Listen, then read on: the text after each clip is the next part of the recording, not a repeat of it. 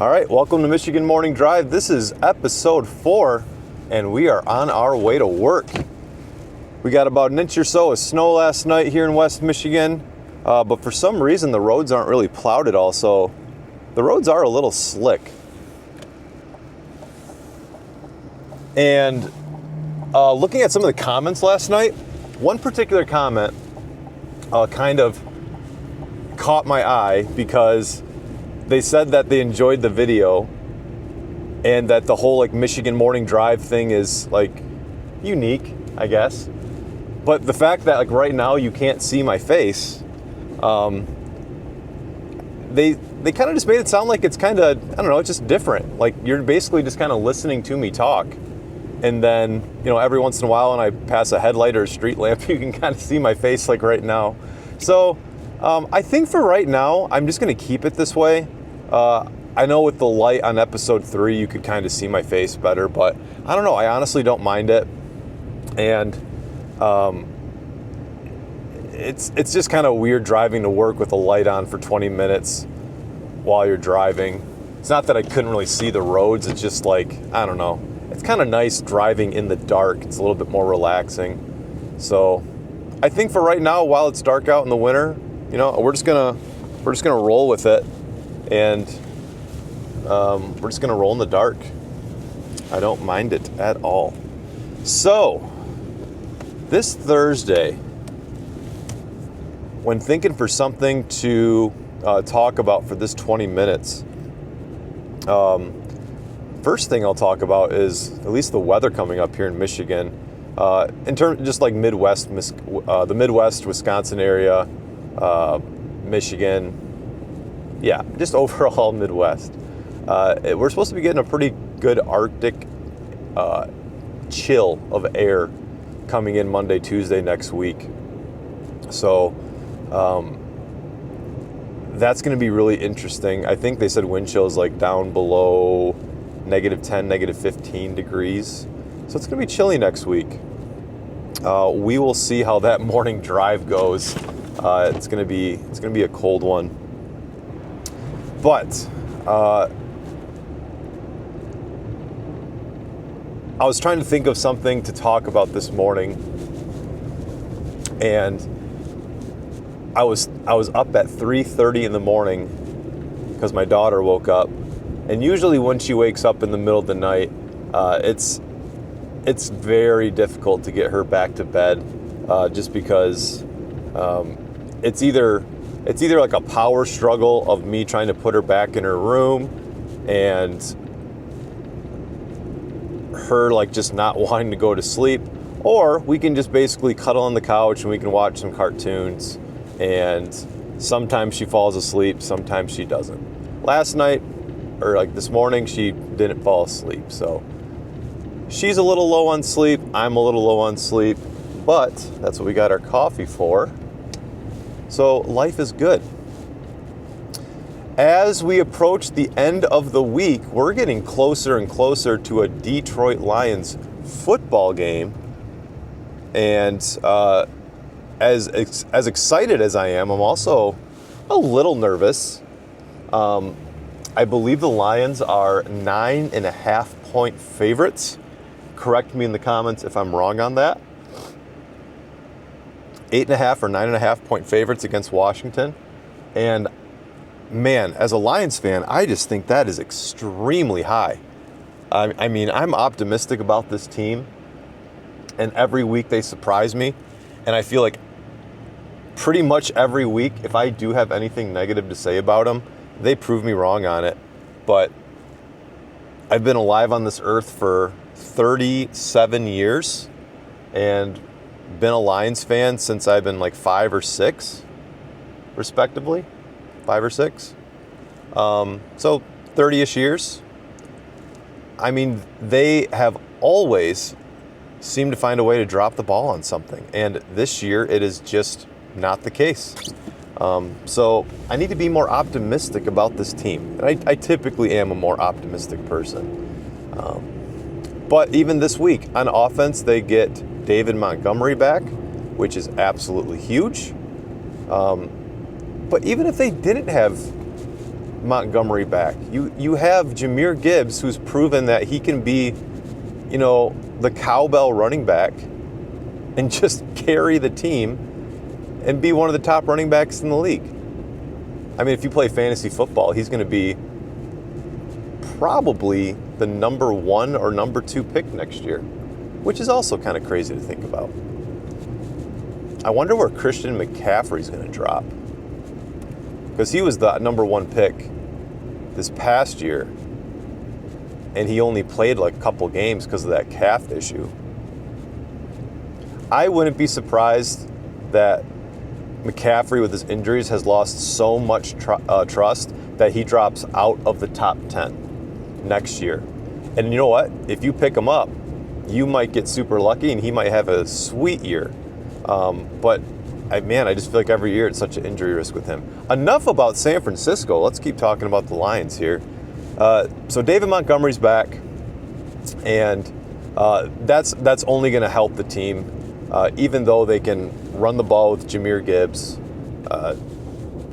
just having that extra back, that thunder back, Knuckles, as they call him here in Detroit, it's going to help Sonic a ton. That duo is just the perfect 1-2 punch that Detroit needs. So that's really big. All the receivers are healthy going into the game. Amon-Ra St. Brown, Jameson Williams, Sam Laporta, Khalif Raymond. Their offense doesn't really have any significant injury designations, so offense is looking fine. And then the defense. Okay, so the Lions haven't played in a week. They've had a week off. So they've only gotten healthier in this past week. Only gotten healthier. They're rested up. They're ready to go. Defensively, the last game that they played was against Minnesota, where they played man coverage. They blitzed a ton. That's Brights. I'm just going to wave to him. Man coverage, blitzed a ton, and Sam Darnold completely folded under pressure. The reads that he made during that game were so bad, and it kind of just repeated itself. The Rams kind of just did what the Lions did with playing man coverage. I kind of noticed they didn't do it the entire game, but they were in man a lot more than I think they would typically play. And Sam Darnold could just not make the reads. He couldn't do the checkdowns. Like,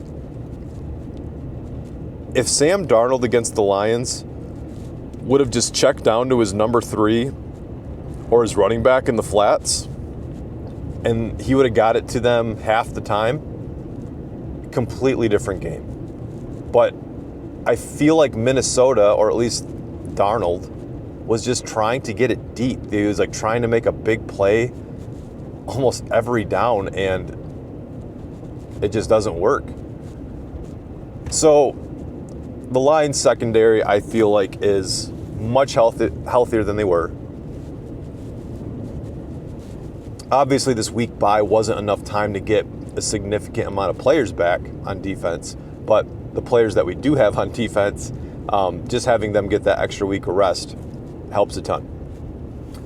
So where I get a little concerned with the Lions defense, as I do every single week, is, are we going to able to be playing man coverage with Washington? And if I would have known that they were going to be playing so much man coverage against Minnesota and blitzing the way they did, what would have been my reaction without knowing the outcome? Well, you got Justin Jefferson, you got Jordan Addison, you got Aaron Jones, 3 very good receivers and a back that can catch the ball, and that makes me a little nervous. The receivers that they have, at least. But it all came down to Sam Darnold not being able to make those throws. So when I compare Sam Darnold and Jaden Daniels for Washington, my feeling is that Jaden Daniels can make those reads make those reads better than Sam Darnold can.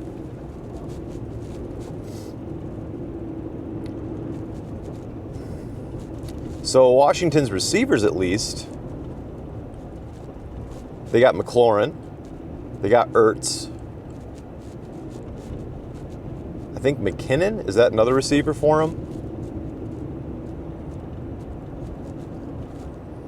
Minnesota's receiving core was much better than Washington's, I would probably say talent-wise. I mean, Justin Jefferson is just a freak.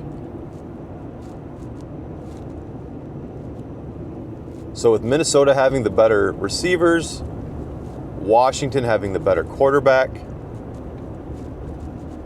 and Jaden Daniels definitely being a little bit more mobile, a lot more mobile than Sam Darnold. Could we play man coverage and blitz most of the game? I think so. But I do think we're going to have to switch something up, because I think usually the Lions will have a spy on Jaden Daniels just to kind of follow him around. But I also think that none of our linebackers, even Anzalone, can match the speed of Jaden Daniels if he does want to run. Because if Jaden Daniels just keeps seeing that we're in man coverage, even if we have a spy backer, we might be able to follow him left and right, east and west. But man, once he kind of beats you to the outside and then cuts it up field, that's where we might get burned a little bit. So I wonder what the strategy of Aaron Glenn's going to be when figuring out how to beat this team defensively. And if you're going to force Jaden Daniels to just constantly run the ball, he's not going to be able to do that all game. He's eventually going to have to make some throws in a tight coverage. I think I like that plan. And again, we're coming off a bye week. We're healthy. We're a little bit faster. We're a little bit stronger. So I feel like our defense can just play man coverage and hopefully get a little bit of pressure on the QB. Try to keep them contained as best you can. And just kind of see what happens. It's so nice to think that worrying about the Lions offense is like not even a thought right now. And you know what? It's not even like the Lions are on some streak of them like just playing really hot, like they're on some, offensive streak that's out of the norm. Like everyone's just kind of on this just unbelievable, unimaginable offensive streak. I don't think so. I think this is just the way the Detroit Lions offense is. I think they're that talented, and I think that for the most part, even with them having some subpar quarters, maybe some mistakes early in the game, they can still put up 35 points against you. It's honestly weird as a fan watching your offense score as much as they do. Because we have just been used to so many years where we look at the score and we say, I can't believe we just lost by 5 touchdowns. I mean, with Matthew Stafford, he did great in Detroit. And he was really our first, really good franchise quarterback. And he's still a really good quarterback. But a lot of his stats that he had as a Detroit Lion were in the fourth quarter. We would be down by a lot, And when that happens, the defense has to sit back in coverage because they don't want to give up anything deep. And when you do that, you open up this 20-yard, bubble in the middle of the field where you can start scoring in like a minute or two because everything's so open in the middle of the field because your defense is trying to, take a little bit of time off the clock. And that way they let you score, they can get the ball back, they force you to use, your timeouts, run the ball, maybe get a couple first downs. So they're just trying to get the time off the clock to end the game. And I feel like Stafford always took advantage of using that time to, I don't want to say pad his stats. That's kind of the wrong terminology because he honestly would, like in the second half, he would make it a close game, or he had even a couple game winners. So he would always, be making a comeback per se. Stat padding might be a push, but with this Lions team, we just have not had to worry about coming back in the second half. Being down by a couple of scores. The one game where we did have to do that was against the Houston Texans, and I still can't believe we won that game. Looking at how the end of the season turned out, with us having to play Minnesota for the NFC Championship, or excuse me, the division, and then getting the number 1 seed, that Texans game was absolutely huge. The Lions could have easily just thrown in the towel when they were down a couple scores. It just seemed like everything was going the Texans' way that game. And somehow we just kind of bit off a kneecap and stood back up and then got punched in the face, and we just took another hunk out of them and eventually just ended up with a higher score than they did. So 9.5-point favorites against Washington, which is just, again, crazy. And I just think that, Vegas is looking at those two teams. They're looking at the points that the Lions can put up. They're looking at how Aaron Glenn's defense has been playing of late. And they are basically just going to say, you know what? We think the Lions are going to outscore you by at least 9.5 points, 10-point favorites. It's crazy. So final score prediction for me. I think for this Washington game at home, I think the Lions start off heavy on the run, and they try to ground and pound, and we have a little bit of success, but it also sets up the play action pass, and even if it takes us a little bit to get going, I think eventually, whether it's maybe late in the second quarter, maybe midway third quarter, I think we start overwhelming the Washington defense with Ben Johnson's play calling and our speed and our throwing and our running ability, and now having Montgomery back for him to ground and pound. I don't see why the Lions aren't putting up any less than 35 points. Any less.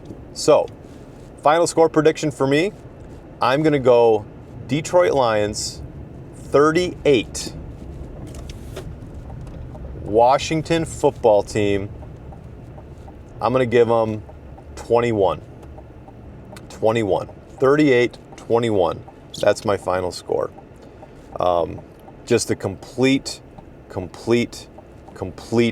dominance at home. I don't think they're going to be able to handle the crowd, the noise, the moment of just being there. It's going to be just too much. So that's my prediction. Drop in the comments if you are a Lions fan. What do you think the score prediction is going to be? I'm by no means a football expert, but watching it enough these years and watching how this team's been doing this year, again, I can't see them putting up less than 35 this game. I think it's just going to be such a great game. Super excited to watch it. All right, we've made it, everybody. Oh, parking lot's a little snowy. There we go. All right. Hope everyone has a great day, and I'll see you Friday for the last morning drive of the week. So have a good one.